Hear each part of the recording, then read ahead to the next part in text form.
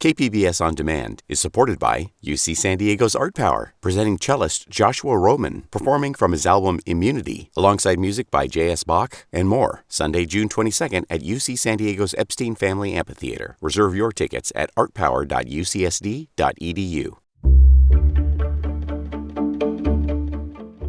Good morning, I'm Debbie Cruz. It's Monday, April 28th. Firings and a vote of no confidence are rocking Imperial County government. More on that next. But first, the headlines.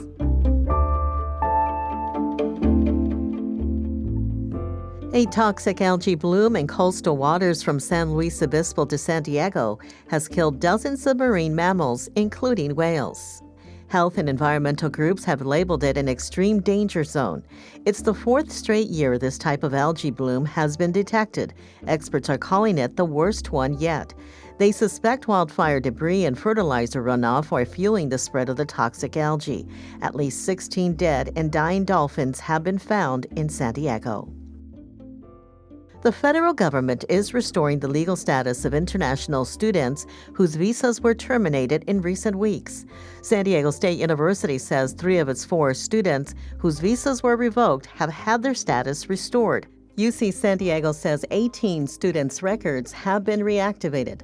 Those of 17 others remain terminated. Tammy Lynn is an immigration attorney. It's, to me, a little bit of a bright spot that the administration backed down, because all along the claim has always been that even if their statuses were revoked, that they do have due process, and the threats of immediate, expulsion seem to be very fear-oriented to try to chill the population.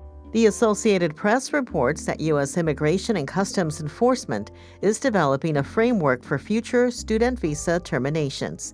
In the meantime, ICE will not modify student records solely based on criminal record checks. 8 critically endangered Fijian iguanas rescued from illegal trafficking in Spain are now at the San Diego Zoo. It's an international rescue mission 8 years in the making. The iguanas were among more than 600 reptiles seized by Spanish authorities in 2017. Zoo staff say they're in high demand on the black market. The zoo says its geneticists will work to help conserve the species and determine whether they can return to their native islands. From KPBS, you're listening to San Diego News Now. Stay with me for more of the local news you need.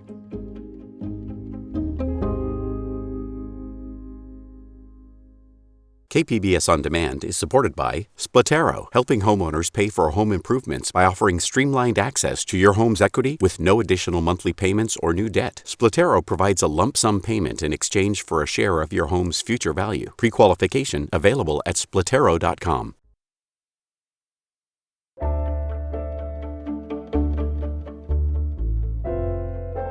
The Imperial County Board of Supervisors held a vote of no confidence in their auditor-controller last week.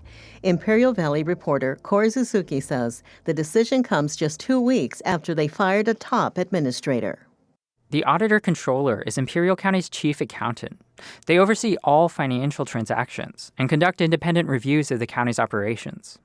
For 3 years, Karina Alvarez has served in that role, but the County Board of Supervisors isn't happy with her work. During their meeting on Tuesday, County Chairman John Hawk said they were seeing major delays on key payments and financial reports. This department is putting the county at risk. It's putting the county at risk in our credit rating. Alvarez pushed back against the criticism.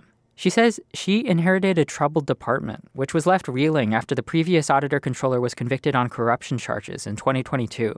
Still, the board chose to publicly reprimand Alvarez with a vote of no confidence. Corey Suzuki, KPBS News.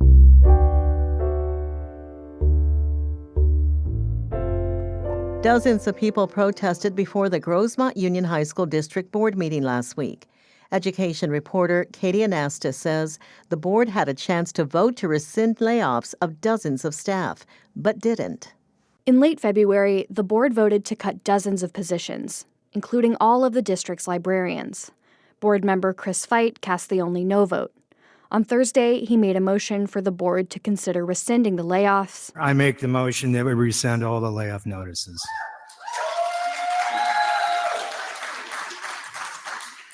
Is there a second? Seeing no second, we will then move on. That was board president Gary Woods.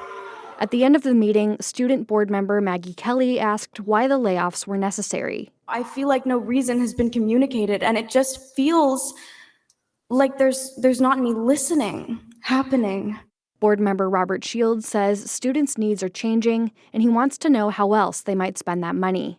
The staff, led by the superintendent, is going to be making recommendations to where to reallocate our resources in the best interest of students. I would like to hear that before I make a final decision.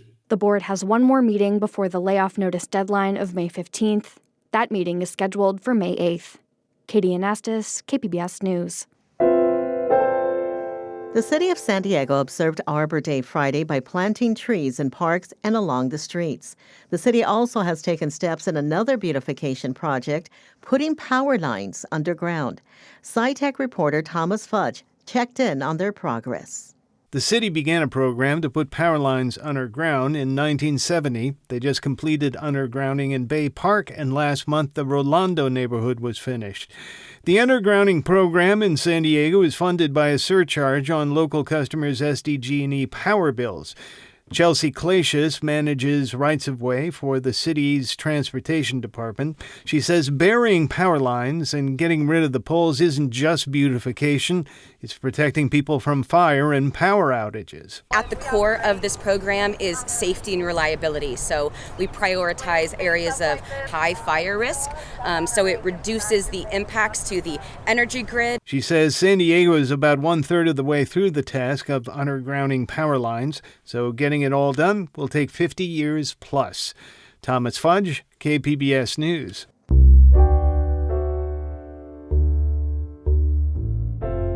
Medi-Cal, California's Medicaid program, covers nearly half of all Latinos in the state. In San Diego County, 44% of Latinos rely on it for doctor's visits, prescriptions, and emergency care. Health reporter Heidi DeMarco says proposed federal changes could put that coverage at risk.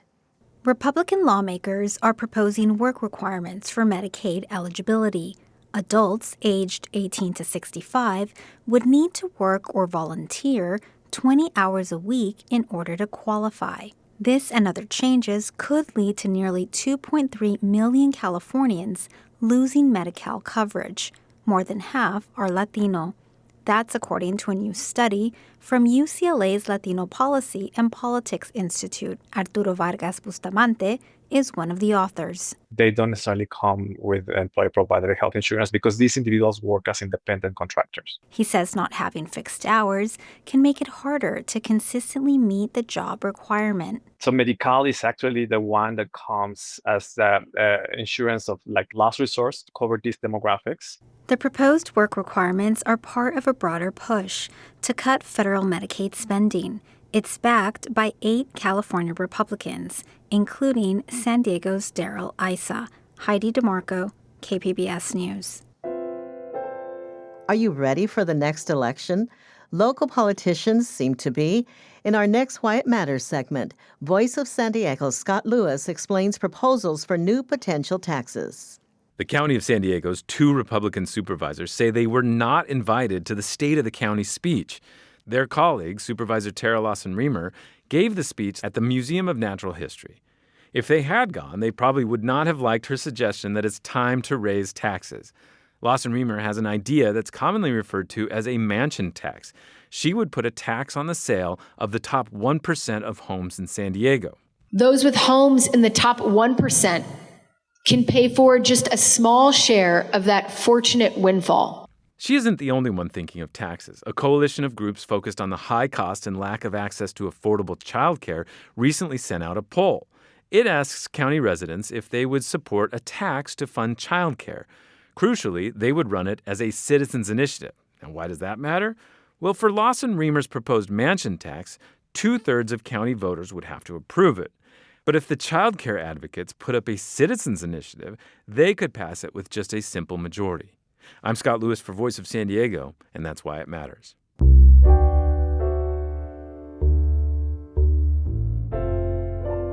Project 2025 calls the National Oceanic and Atmospheric Administration a key driver of the, quote, climate change alarm industry. The Trump administration hasn't quite made good on the plan's push to break up the agency known as NOAA. But Amitha Sharma reports it may dramatically downsize it. The Trump administration has cut 1,000 NOAA workers and floated the idea of shuttering its Office of Oceanic and Atmospheric Research. Paul Hepner, formerly with Friends of NOAA, says that would be a colossal blow to climate change study.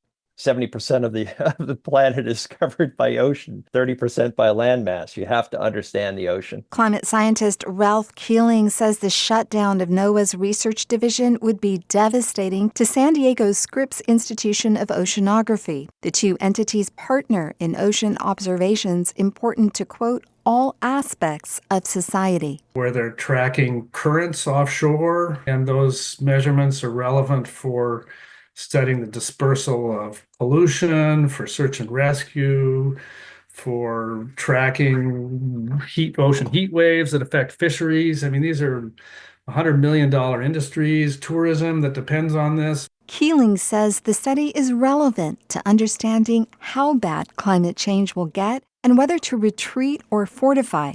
He adds, without it, the U.S. is turning off the headlights and flying blind. Amitha Sharma, KPBS News. That's it for the podcast today. As always, you can find more San Diego news online at kpbs.org. Looking for your next podcast? Check out KPBS Midday Edition. I'm Debbie Cruz. Thanks for listening and have a great Monday.